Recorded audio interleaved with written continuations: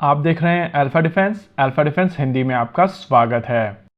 आज की इस वीडियो में हम लोग बात करने वाले हैं टर्की के सबसे पावरफुल बॉम्ब के बारे में, जिसको लेकर कल से सोशल मीडिया के ऊपर बहुत ज्यादा बज़ है। इस बॉम्ब को लेकर कहा जा रहा है कि ये टर्की का सबसे पावरफुल नॉन न्यूक्लियर बॉम्ब है और कल से टर्की की लोकल मीडिया से लेकर इंटरनेशनल मीडिया तक और यहाँ तक कि भारत की मीडिया भी इसके बारे में काफी डिटेल में बात कर रही है। अभी आप अपनी स्क्रीन के ऊपर इसी बॉम्ब का एक वीडियो देख रहे हैं, जहां पर इसके डेमोन्स्ट्रेशन के दौरान इसकी हाई डेफिनेशन फोटोग्राफ्स ली गई थी और इस स्लो मोशन वीडियो को मीडिया के साथ में शेयर किया गया था, जो चीजों को काफी सुंदर दिखाता है।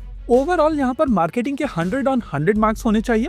इनफैक्ट अगर पॉसिबिलिटी हो तो 101 मार्क्स होने चाहिए, क्योंकि अगर आप इस बॉम्ब के बारे में डिटेल्स समझेंगे तो आपको समझ में आएगा कि किस तरीके से एक बॉम्ब को इतना सुंदर दिखाया जा सकता है।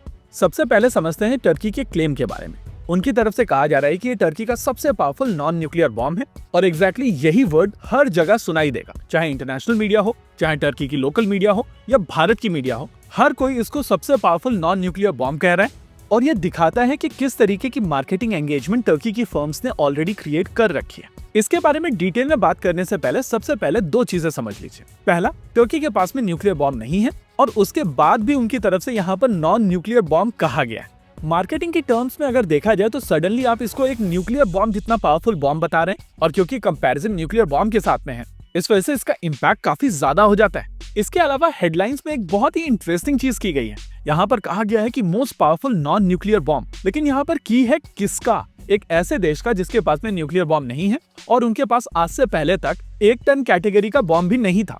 टर्की की तरफ से इस बॉम्ब को नाम दिया गया है गजाप और ये एक 1 टन कैटेगरी का थर्मोबारिक बॉम्ब है, जो लगभग हर बड़े मिलिट्री पावर के पास में ऑलरेडी मौजूद है। बड़े वेपन मेकर्स जैसे यूएस, चाइना और रशिया को हटा दिया जाए तो भी बहुत सारे ऐसे देश हैं जिनके पास में इस कैटेगरी का बॉम्ब पहले से मौजूद है। ये देश है France, Israel, south Korea, Japan, UAE, Germany, Pakistan और भारत में इस कैटेगरी के बॉम्ब लगभग 18 साल पहले से बनाए जा रहे हैं। आमतौर पर इस तरीके के बॉम्ब्स की कॉम्पोजिशन के साथ में कुछ ट्विकिंग की जाती है ताकि इनकी क्षमताएं और बेहतर की जा सकें। एग्जाम्पल के लिए अगर आप जेडैम की बात करें तो उसमें अप्रोक्सीमेटली 80% टीएनटी का प्रयोग किया जाता है और 20% एल्यूमिनियम का, जो फ्यूल के तौर पर काम करता है। इस कॉम्पोजिशन के साथ में इसके एक्सप्लोजन की क्षमता और ज्यादा बढ़ जाती है और सडनली आप कह सकते हैं कि इसकी यील्ड दुगनी हो गई। इसी तरीके से कुछ समय पहले सोलार ग्रुप की तरफ से एक नया एक्सप्लोजिव बनाया गया था जिसका नाम था सिबेक्स 2 और ये टीएनटी की तुलना में दुगनी एक्सप्लोजन कैपेबिलिटी कैरी करता है। अब अगर इसके साथ में जेडैम वाली ट्विकिंग की जाए तो आपकी सडनली यील्ड 5 से 6 गुना बढ़ जाएगी। एनीवेज, टर्की का ये बॉम्ब यानी कि गजाब एक 1000 किलोग्राम का बॉम्ब है और पुराने बॉम्ब्स की तुलना में इसमें बेहतर एक्सप्लोजिव का प्रयोग किया गया है। इस वजह से टर्की क्लेम कर रहा है कि ये उनका सबसे पावरफुल बॉम्ब है। इसके अलावा यहाँ पर सबसे इंटरेस्टिंग चीज ये है कि पूरा वर्ल्ड प्रिसिशन गाइडेड म्यूनिशंस की तरफ जा रहा है, क्योंकि आइडिया होता है कि किसी भी तरीके का कोलैटरल डैमेज ना।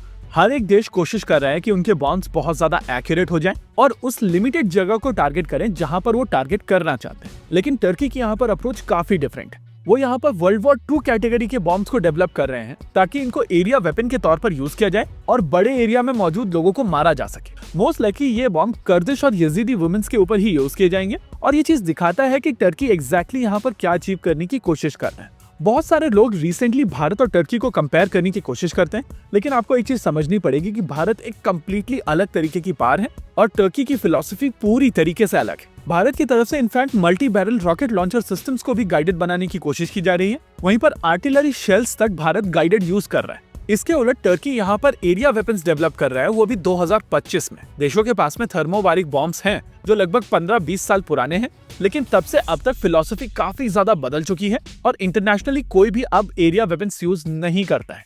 इसी के साथ आज के इस वीडियो में रखते हैं केवल इतना ही। वीडियो को अंत तक देखने के लिए धन्यवाद। देखते रहिए अल्फा डिफेंस। जय हिंद।